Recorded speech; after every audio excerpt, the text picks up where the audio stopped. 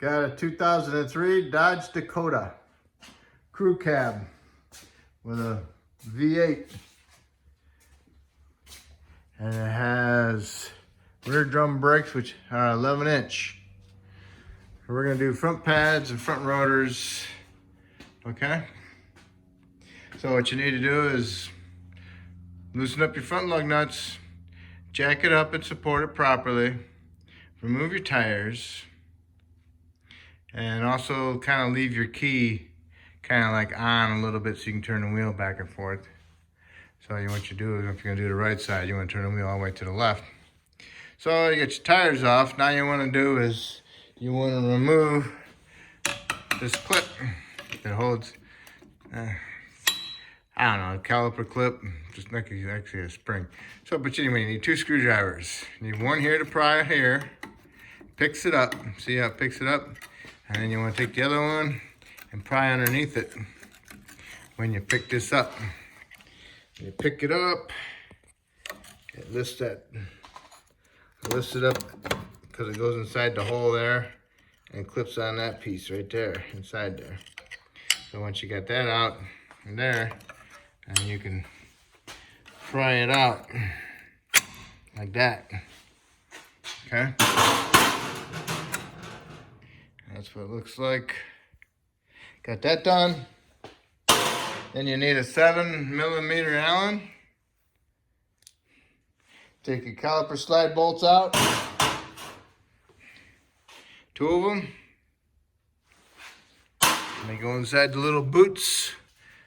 One here and one right next to the line, fluid line. Okay. Take them out. And then you want to see if you can pry the caliper just a little bit to release some tension on that piston. Okay, I did that. Now we can pry on the caliper a little bit, pry it out. Okay. Get it out. Support it properly. Okay. I'm gonna just let it hang there for a second. So then you need to find out if your rotors are loose. If they're loose. If they're not loose and they're froze on here, spray with some penetrant.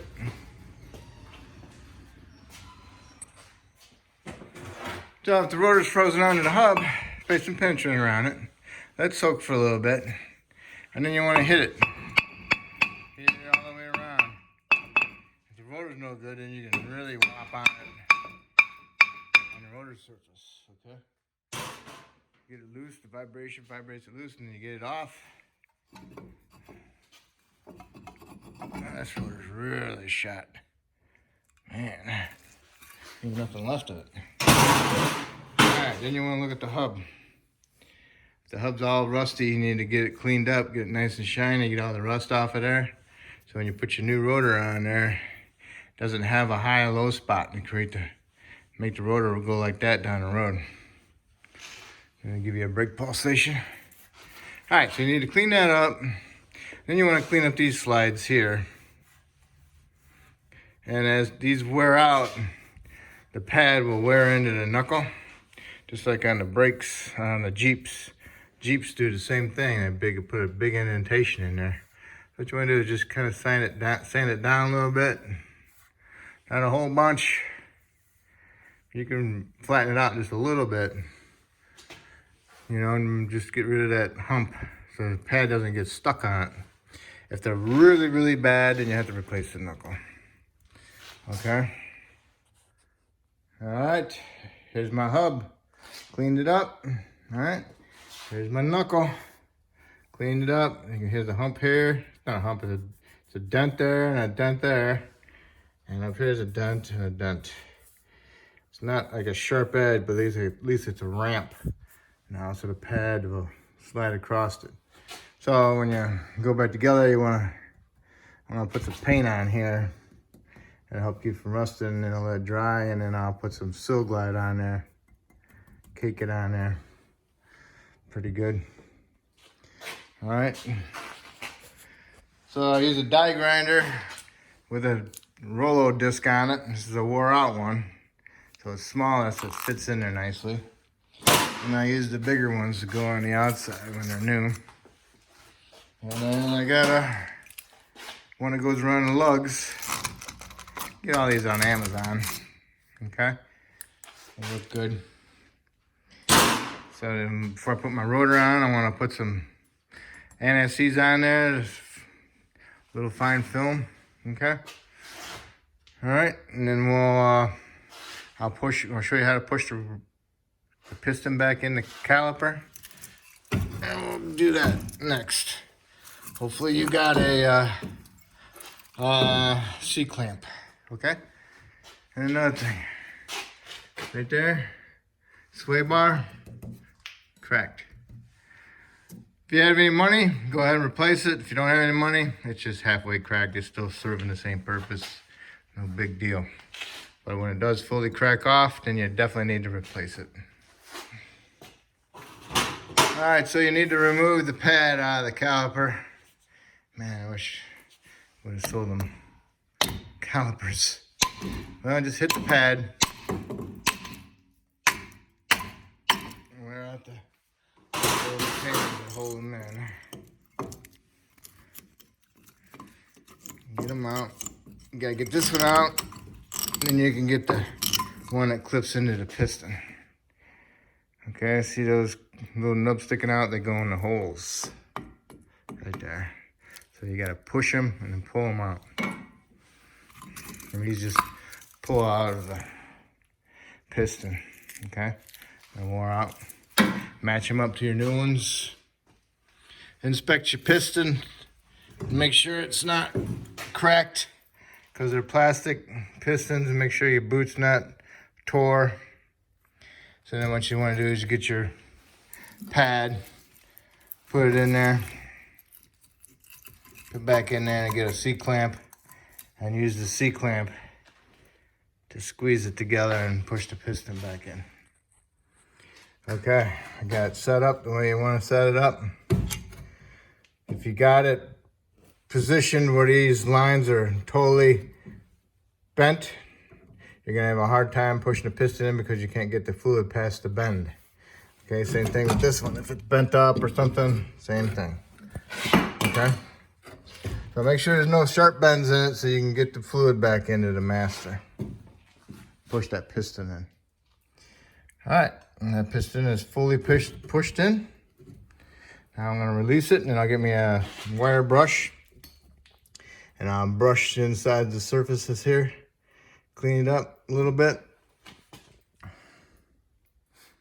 All right, next you want to get yourself some Sil Glide. Squish it into the end where the slide pin bolt goes. Squish some in there, and then make sure you get it in there and off to the side. And then get yourself a little screwdriver, stick it in there and smear it all around. So it glides in there. Smear it all around inside there. Move it around. Okay. Get it in there. Move it all around. Okay. And then before you put your rotor on there, put your NSCs on there. And then when the paint is dry, put a little layer of Sil Glide over it, where the surfaces where the pads rode. Okay, but before you want to do that, you want to load your caliper up with your pad and then your outer pad, because the inner pad goes into the piston, so you need to put that one in first, and then you put the outer one on. All right, the inner pad has the springs that go into the piston. Line it up, push it into the piston, and the outer one, you push this down on it and make sure you get these inside them holes, okay, on the calipers. Okay, those holes, make sure it's flat. If it's not flat, they're not in the holes, okay? So now I'm gonna put some Sil Glide on my slides Where my pads go.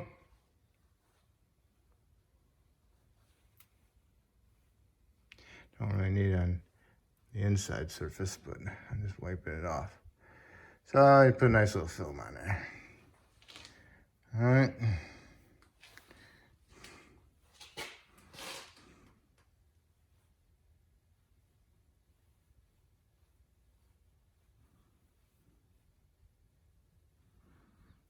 Okay. My excess there. All right, next my NSCs. Okay. NSCs, just a little bit on the stud threads, just a little bit. Now I'm ready for my rotors.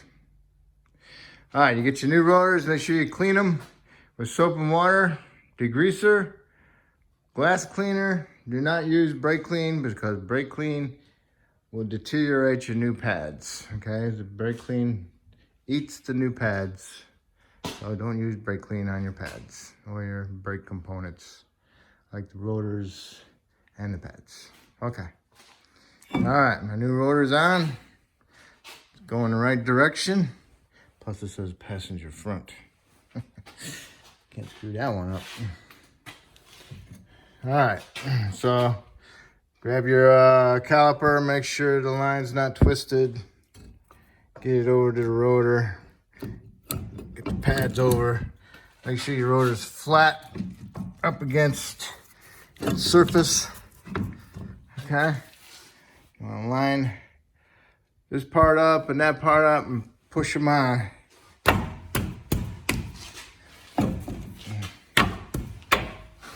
And make sure your rotor is flat.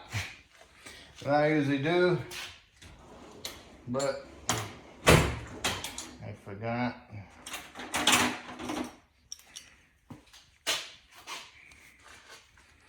I'll take a pair of vice grips and I'll clip the vice grips on there to hold my rotor flat, okay? I'll do it on the other side. Okay. Got it in. Make sure those are flat and they're in the right spot. Now you can put your slide pins in. Slide pins, put them in the rubber boots. Wiggle them around, twist them and turn them. Push them in there. Make sure you can feel that they're actually in the thread holes. And then get your ratchet with your socket, with your 7mm on there and get them started and tighten them up. Don't tighten it up until you got the other one started. Make sure you get them both started before you tighten them up. Got both pins started, snug them up, and then torque them to 20 foot-pounds. You might want to double check that torque spec, but I'm just giving you numbers, just give you an idea. So, but it's pretty close. Now it's time for your clip. Okay, these are a little bit of a booger, but any way you can get them is great. What I do is I start them like that. Okay. I'll do the bottom first. I'll get me a screwdriver. I'll pry this arm down and push this piece underneath there. And then I'll work my way with this one. And this one pops underneath, but this one kind of stays out a little bit. Then I have to push it in with my screwdriver. I hit it with the screwdriver. Okay, I stuck my screwdriver in here like that and pried that lever part of the spring down, pushed it inside here, and then the top one came out, and that's up there. So then I'll do the same thing. I'll get my little screwdriver in there and I'll pry it down. I'll pry it this way, and I'll get this spring underneath here, and then this piece here is just kind of sitting in there, and then I'll get my screwdriver on there like that and hit it in with my hand. Or you can push this down with your hand like this, and then push this up in there with your screwdriver like that. So it looks like that. And then once it gets like that, then you can finish it off by pushing it the rest of the way in there. Okay. Okay, I pushed the clip back in with my screwdriver. I hit it right here with my screwdriver with my hand. So now your brakes are all set. Make sure your clips are in. Put a little bit of lube on there from your excess on the sides. Double check your line, make sure it's not twisted. Okay, so now you can go do the other side the exact same way. When you got both sides done, put the tires on.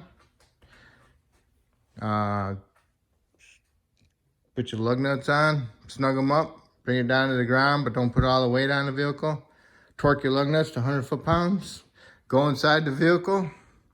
Pump your brake pedal a couple times so you get a good brake pedal. You know, because I don't want you to go driving off through your garage door or run somebody over because you don't have a brake pedal, because you push the pistons back in. So you got to get that fluid back in behind them pistons and take up that air gap. And then double check your fluid level, and then you're all set. If I helped you out in this video, that's great. If you could help me out, subscribe. If you're already subscribed, that's great. And I appreciate it. Thumbs up to you. All right, thank you.